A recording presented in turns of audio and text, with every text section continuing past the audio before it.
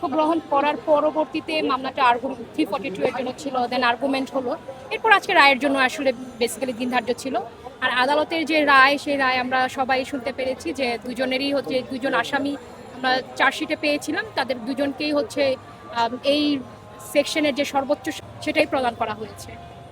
আচ্ছা, যিনি এখানের যে হচ্ছে সব তার স্ত্রী ছিল, সে নিজেও কিন্তু, আমরা যে সহযোগিতা আপনারা যে বলতেছি, তার তো এই যে অপরাধ করার যে সহযোগিতা, যে অপরাধ প্রবণতা তার মনে যে যে সে অপরাধ করবে, সেটা তো আসামি থেকেও সে বেশি হচ্ছে দায়ী ছিল আমি মনে করি। কারণ হচ্ছে এই মামলায় দেখবেন আপনি যখন এই যে হচ্ছে যে হচ্ছে ভিকটিম যখন ওর রুমে গেল, তখন কিন্তু দুজনেই উপস্থিত ছিল, ভিকটিম দুজনেই। উনি যদি তখন হচ্ছে এই আসামিকে যদি হচ্ছে উনি হচ্ছে আশেপাশের মানুষকে, যেহেতু পাশাপাশি ফ্ল্যাটে ছিল, উনি যদি চাইতো তাহলে রামিসার আজকে এই অবস্থা হইতো না অপরাধীর সহযোগী হিসাবে। এবং আমি মনে করি এই যে মাননীয় যে আদালত যিনি ছিলেন, উনি এই মামলার যত সাক্ষ্য প্রমাণ যা কিছু আছে সকল কিছু বিশ্লেষণ করেই দেখেছেন যে এই মামলার যিনি হচ্ছে আদালত, সেই কথা মাথায় রেখে এবং সকল সাক্ষ্য প্রমাণ এবং আসামি কর্তৃক 164 অনুযায়ী তাদেরকে হচ্ছে শাস্তি প্রদান করা হয়েছে। আসামি নিজেই স্বীকারোক্তি দিয়েছে।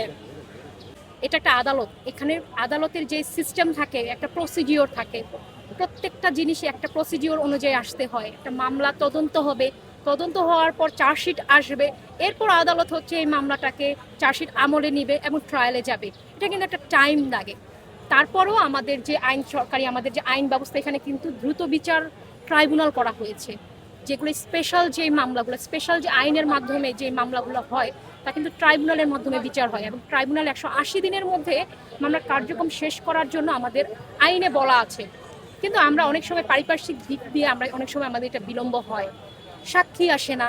একটা মামলা তো প্রপার সাক্ষ্য প্রমাণ গ্রহণ না করে আমরা রায় দিতে পারি না, কারণ আমরা সাক্ষ্য প্রমাণের পরেই বলতে পারি যে এই একটা আসামি সে আসলে এই কাজ, সে অপরাধী। এর আগে কিন্তু আমরা প্রথমেই বলতে পারি না সে অপরাধী। কিন্তু এই সাক্ষ্য গ্রহণটা করার জন্য আমাদের একটা মিনিমাম টাইম দরকার হয়। না না না না না না, আমাদের হচ্ছে বাংলাদেশ যে হচ্ছে আইনের মাধ্যমে যে স্পেশাল কিছু ল আছে, এগুলো স্পেশাল ট্রাইব্যুনালের মাধ্যমে, যেহেতু আমাদের যে অন্যান্য যে অপরাধগুলো হয় সেগুলো দ্বন্দ্ববিধির আন্ডারে হয়, এগুলো হচ্ছে আমাদের বিশেষ আইন।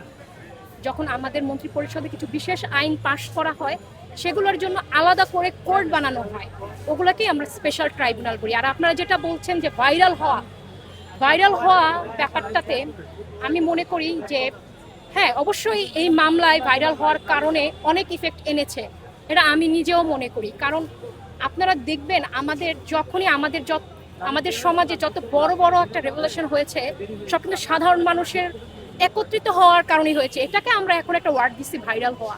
এই যে এক হওয়া, সবাই একসাথে বিচার চাওয়া, এই জিনিসটার কারণে কিন্তু রাষ্ট্রীয়ভাবে একটা প্রভাব ছিল যে একটা সুষ্ঠু এবং দ্রুত বিচারের, যার জন্য রামিসার মামলাটা আমাদের যে মাননীয় প্রধানমন্ত্রী ছিলেন, উনি কিন্তু এই মামলা যাতে দ্রুত হয় এইভাবে হচ্ছে একটা আশ্বস্ত দান করেছিলেন। অন্যান্য সকল মামলাও আমরা চাই এইভাবে হবে। প্রত্যেকটা মামলার ফ্যাক্ট আলাদা, প্রত্যেকটা মামলার সিনারিও আলাদা, আমরা আবার এটাও চাই না যে অতিরিক্ত ভাইরাল করে কোনো সুষ্ঠু বিচার না হয়ে কোনো মামলার কোনো আসামি প্রমাণ করা।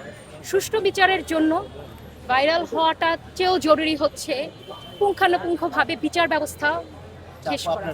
এই জিনিসটা আসে না যে এটা একটা অপরাধ, এটার একটা শাস্তি হতে পারে, এই অপরাধটা করলে আমাদের এইরকম হতে পারে, এই একটা ইম্প্যাক্ট করতে পারে।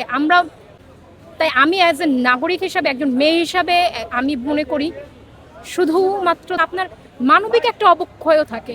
শুধুমাত্র একটা মেয়ে না, শুধু ওই পরিবার বলেন, আশেপাশের সমাজ বলেন, সবাইকে একটা এফেক্ট ফেলে।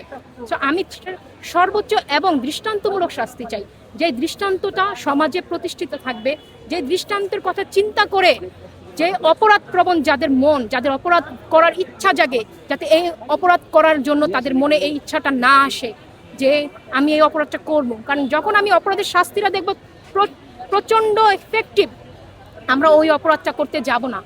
আমাদের যে নৈতিকতা, আমাদের যে নৈতিক দিক থেকে আমরা যে মানুষ, আমাদের এইগুলা ধর্মীয় বলেন, সামাজিক, ধর্মীয় সকল নৈতিকতা আমাদের বাড়াতে হবে, যাতে আমরা এই অপরাধের দিকে আমরা নাই যাই। আর এরকম দৃষ্টান্তমূলক আরও হওয়া উচিত যাতে আমাদের এই অপরাধপ্রবণ মন যাতে আমাদের আর না হয়। আচ্ছা, দেখা